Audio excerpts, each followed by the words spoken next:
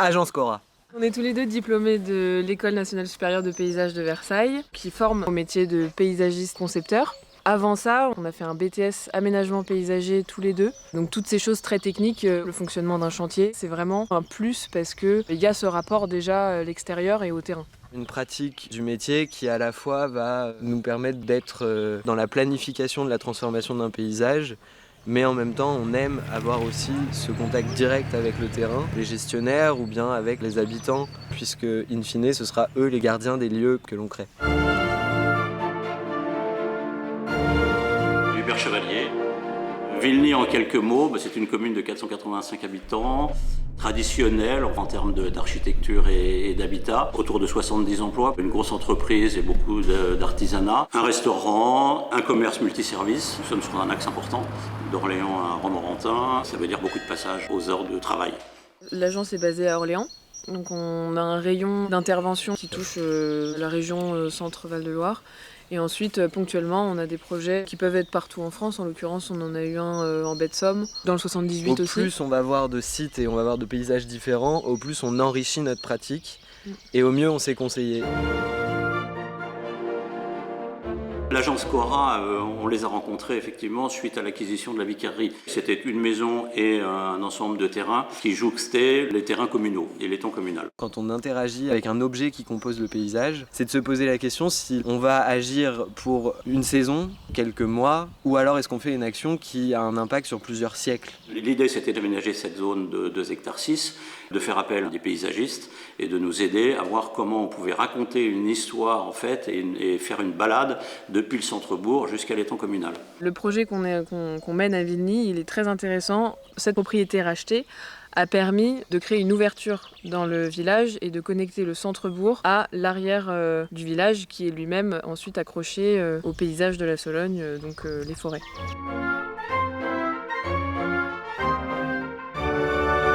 Ça n'avait pas de sens de mettre un potager public. Et alors à ce moment-là, on a cherché d'autres contraintes, d'aller chercher d'autres besoins et de se dire ok, quel autre besoin pourrait être satisfait en ce lieu. L'intérêt de prendre un architecte paysager, c'est effectivement de pouvoir envisager cette mobilité douce et en même temps de réfléchir aussi à l'aspect voirie puisqu'on a une route là qui est assez passante et de pouvoir justement rejoindre le lotissement de façon la plus sécurisée possible. Une des caractéristiques particulières de Vilny qui est une voirie très très large, qui prend beaucoup de place, des trottoirs très fins.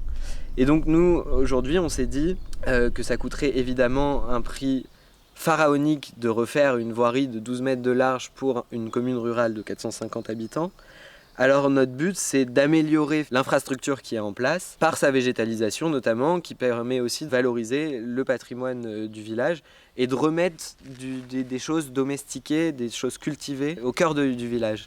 Et donc pour ça, on a eu l'idée de créer le potager des vivaces, au sein de la Vicarerie et de se dire ok, ce lieu va nous servir à produire des plantes vivaces par des ateliers de plantation, d'entretien, de division, de multiplication. On va pouvoir avoir un impact par cette parcelle qui fait à peu près 300 mètres carrés de mise en culture de vivaces, avoir un impact sur beaucoup plus de mètres carrés, des centaines de mètres carrés au sein du village et finalement avoir un impact sur la biodiversité qui va être bien plus élargi que sur ce petit jardin qui est déjà bourdonnant au bout d'1 an de vie. Entre l'agence Cora qui propose un certain nombre de choses, la commune qui bien évidemment valide, va chercher les subventions et ainsi de suite, et aussi tout un groupe de bénévoles animés par l'agence Cora dans le cadre de ces ateliers participatifs. Les ateliers, pour nous, c'est quelque chose de très très important parce que ça nous permet de faire avec les gens, de les responsabiliser et de transmettre véritablement le projet dans sa gestion et dans son appropriation des lieux. Alors ça fonctionnera si on a des gens qui viennent régulièrement entretenir comme ils le font là au moment de la création. La phase suivante aussi, c'est que ce jardin, il serve aussi à produire des plantes, des graines qui vont effectivement servir à embellir le village. La partie verger conservatoire, les fruits qui seront là seront à la disposition des gens du village. Qu'on est surpris en fait par l'engouement. Très rapide. Il y a beaucoup de bénévoles qui se mobilisent. Et des usages secrets. La pire des choses serait que tout le monde soit dans la contemplation. Parce que le jardin se dégénérerait, reprendrait son état initial finalement, qui n'était pas contraint. C'est vraiment un lieu qui devient un lieu de destination à part entière. Un espace qui maintenant peut être traversé de toutes parts, qui rayonne en fait. L'objectif, après, ce serait qu'il aille jusqu'à la place de l'église, infuser l'ensemble du centre-bourg. Ça commence par la pépinière des vivaces, qui devra faire son chemin dans la tête des gens.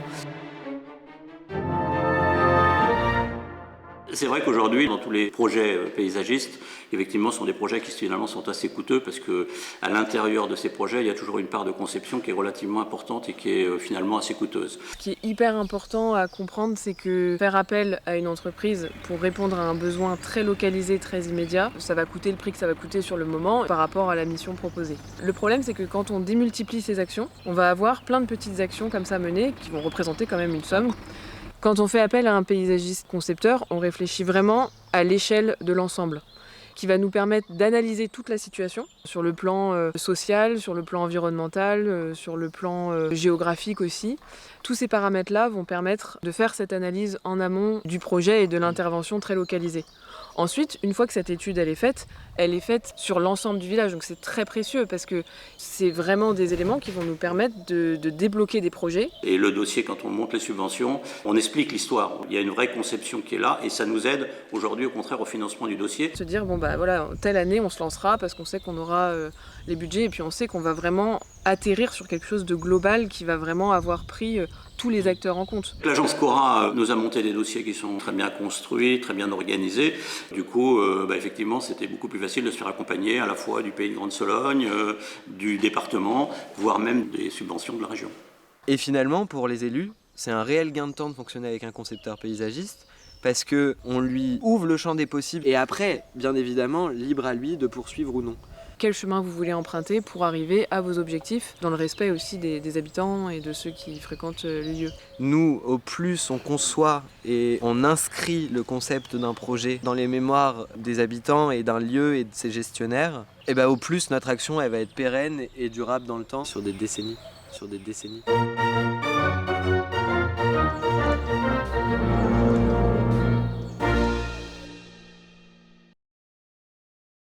L'été dernier, au bout de 6 mois de création du jardin, ça a été la première fois où j'ai entendu des écoliers passer par le chemin du potager des vivaces. Je peux pas cacher que ça m'a fait un petit truc parce que je me suis dit que finalement ces enfants qui avaient pour habitude de marcher sur la route et de subir leur trajet retour de l'école, et puis même leurs parents qui étaient aussi sûrement inquiets de les savoir au bord de la route. Et ces écoliers aujourd'hui ils passent par un jardin et en fait ils ont ce contact avec le vivant. Ça lui sert aussi à lui, à sa propre vie, quoi.